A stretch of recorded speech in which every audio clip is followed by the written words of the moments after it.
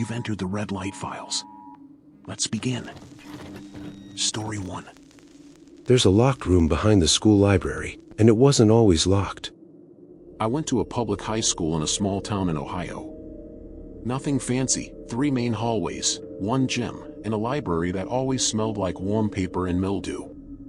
There was a door in the back left corner of that library. It looked like a regular maintenance door. Beige, metal, no handle, no sign. And for years, I never noticed it was there. Until I did. The first time I saw it open. It was sophomore year, late October. I had skipped lunch to work on a group project and was the only one in the library besides Ms. Watkins, the librarian. While digging through the dusty reference section, I saw the door slightly open. Just wide enough to see fluorescent light spilling out, and what looked like the edge of a desk inside. I asked Ms. Watkins if the room was new. She barely looked up. That room's been locked since the 80s. Nothing in there but old equipment. I told her it was open. She glanced over, frowned, and stood up. When we got to the back corner, it was closed. Tightly shut. She twisted the knob, pulled, pushed, nothing. She gave me a look like I'd made the whole thing up. But I know what I saw. The janitor said it used to be an office. A few days later, I asked Mr. Harris, the night janitor, about the room. He was an older guy, worked there for 20 years. He said it used to be a part-time counselor's office. But the counselor, well, something happened. He wouldn't say what, just that the room was shut down permanently after the incident. When I pressed, he muttered, "People forget what they want to forget." That night, I looked through the yearbooks in the library. No mention of any counselor in that room. It was like the office had been erased from school history. The door opened again. 2 weeks later, I was returning a book right before final bell. Ms. Watkins had stepped out. And the door was open again. This time, wider. I stepped closer and looked inside. It wasn't empty. There was a desk, 2 chairs, a bookshelf, and a filing cabinet, all covered in dust. But they were intact. Untouched. On the desk, there was a leather notebook. I don't know what possessed me, but I walked in and grabbed it. As soon as I stepped inside the room, the door slammed shut. Hard. I screamed. Pushed. Kicked. Nothing. And then I heard whispering. Low. Muffled. Like it was coming from the walls. Still here, still here, still here. I froze. Then, after maybe 10 seconds, the door creaked open on its own. The library was empty again. I bolted. The notebook. It was old and cracked, dated 1983. Inside were notes, sketches, and names. All of them, students. Each entry followed the same format. Name. Date. Status, not ready or status, closed. But the last page was different. It read, November 2nd, the observer entered the space. Entry authorized. Luke may proceed. Status, returned. There was no name. But the date? It was the same day I walked in. Things got weird after that. Every time I entered the library, the air felt heavier. Like the pressure was slightly off. The clocks ticked slower. Pages flipped with more force than I turned them. I stopped telling people. No one believed me. Except James. He was in my English class. Quiet. Smart. Always carried a sketch pad. One day after class, he slid a drawing onto my desk. It was a detailed sketch of the library. The back wall. The door. And he'd drawn me standing in the doorway. Except my face was wrong. Twisted. Like a smudge in a mirror. James disappeared. 2 days later, he didn't show up for class. Or the next day. Rumors spread that he transferred, ran away, got expelled. But no announcement was made. No substitute took his seat. It was like he never existed. Until I found a note stuffed in my locker. In his handwriting. You saw it too. The room watches back. Final visit. Senior year, just before graduation, I went back to the library one last time. The door was sealed. Not just closed, welded shut with metal braces. Like it had never been a door at all. Ms. Watkins was gone. Retired, supposedly. But no replacement came. I still have the notebook. Pages fade more every year. And sometimes, when I dream, I'm sitting at the desk inside that room, staring into a mirror that shows nothing but the back of my own head. Story 2. We found a yearbook from a class that never existed. Back in high school, I worked part-time as a student assistant in the library.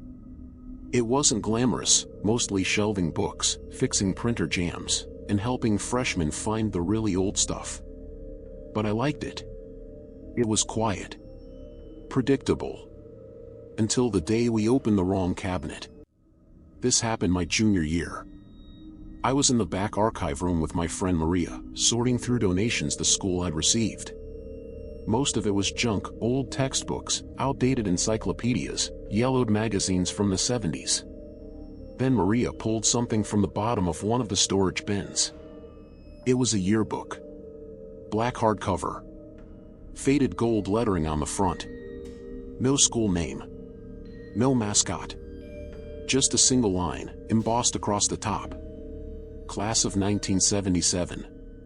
The school wasn't built until 1983. We both paused. That didn't make sense. Our school, Westbrook High, was built in 1983. It even said so on the plaque by the main office. But the yearbook clearly said 1977. The cover design was weird too, minimal, with no photos or student names printed on the outside. Just the year and a spiral symbol etched faintly in the corner. We opened it. The photos were off. There were about 40 pages. All black and white portraits. No class names, no labels, just one photo per page. Grainy. Stark. And every student looked wrong. Their faces were neutral, unsmiling, eyes wide. Too wide. The lighting was harsh, like the flash had been too close. Shadows fell in unnatural directions. Some of them looked duplicated.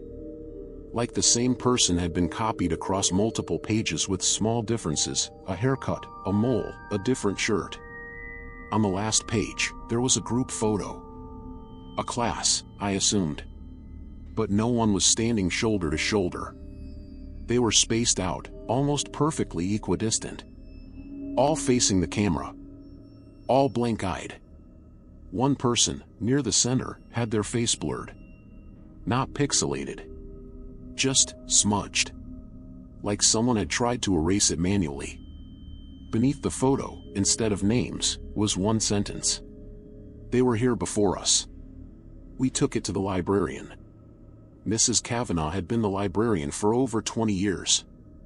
We figured she might know if the book was some kind of prop or student art project. When we showed her the cover, she flinched. I'd never seen her scared before. She didn't even open it, just grabbed it, wrapped it in a brown paper bag, and said, "You weren't supposed to find that. Don't talk about it again." She locked it in her office cabinet and told us to go home. That was Friday. When we came back Monday, she was gone. Office cleaned out. A substitute librarian in her place. No explanation. No one else mentioned it. I checked the cabinets that night. I had access to the keys. I came back after drama rehearsal and opened the cabinet. The brown paper bag was gone. So was the yearbook. But the drawer smelled like burnt plastic. There was something else, though. Tucked in the corner was a Polaroid. Faded and curling at the edges. It showed the library. Our library. Same layout. Same carpet. But the shelves were empty. And sitting in the center of the room were desks, old, metal ones, arranged in rows. Full of students. and they were all staring at the camera. One of them looked like Maria. But she wasn't with me that night. She'd gone home. Maria swore she'd seen the book before. I confronted her the next morning. She denied it at first, then confessed. Her older brother, who graduated 5 years earlier, had mentioned the forbidden book once. He said there was a yearbook that only appeared when you were ready to see it. I asked what that meant. She just said, "Some classes never graduate." I didn't sleep that night. Final page. The next week, I found a ripped piece of paper inside one of the old history books we were reshelving. No handwriting. Just a typed note, misaligned like from an old typewriter. "You opened the book. You're part of the class now." It was signed. WHS, Class of 77. I haven't been back to that library since. But I still get emails from the school system sometimes. And they're always addressed to Faculty Yearbook Advisor. Story 3. The substitute teacher who wasn't on the staff list. This happened when I was in the 10th grade, back in 2011. I went to a small high school in western Pennsylvania, the kind of school where everyone knows everyone, and substitutes were usually parents, retirees, or the same 3 people on rotation. That's why we noticed something was off immediately. Because none of us had seen him before. He was already in the classroom. It was 3rd period, world history. Our regular teacher, Mr. Delaney, was out sick. When we walked in, the substitute was already sitting at the desk, perfectly still, hands folded. He looked average. Tall, maybe late 40s, with short hair and glasses. Wore a plain button-up and slacks. But something about his face felt slightly off, like every feature was too even, too symmetrical. It was like staring at a photo that had been filtered just a bit too much. He stood up and smiled when we entered. "Good morning, class. I'll be taking over for Mr. Delaney today. You can call me Mr. Greaves." He said it clearly, but his voice felt hollow. Like someone doing a voiceover in real time. There was no roll call. No assignments. No attendance sheet. Just, "Open your textbooks to page 143. Let's talk about lost civilizations." He knew things that weren't in the textbook.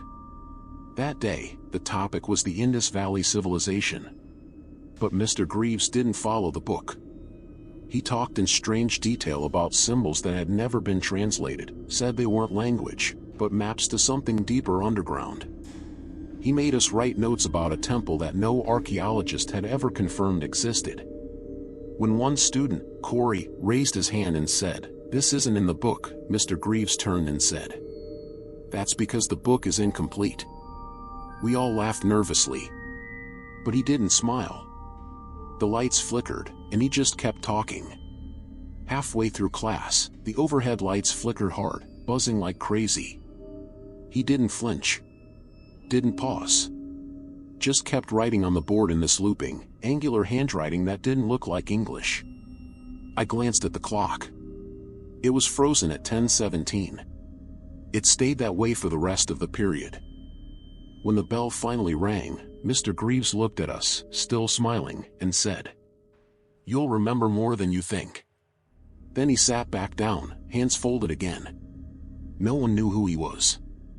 Later that day, I asked our school secretary who Mr. Greaves was. She looked confused. We didn't have a sub listed for Mr. Delaney. He marked himself out but said he'd be posting an online assignment. I told her there was a guy in class all period. She checked the logs. Nothing. No sign-in. No sub assigned. I asked a few classmates. They remembered the lesson, the name, even the creepy handwriting, but when I pressed them later in the week, their memories got foggy.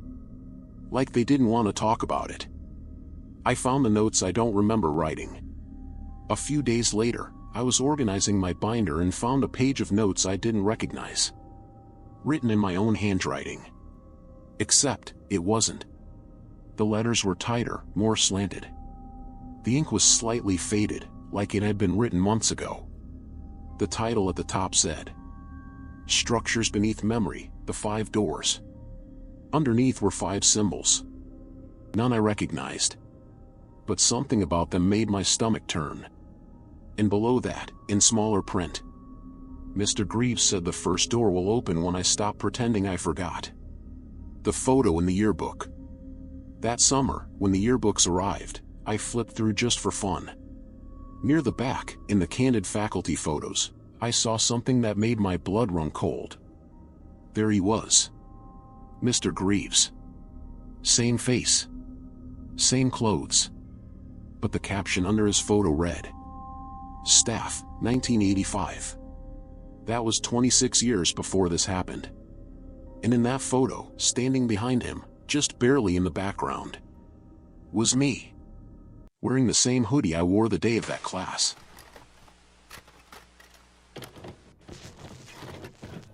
If you made it this far, thanks for staying with me. Some of these stories, they stay with you longer than you'd expect. Take care of yourself out there. And as always, stay safe.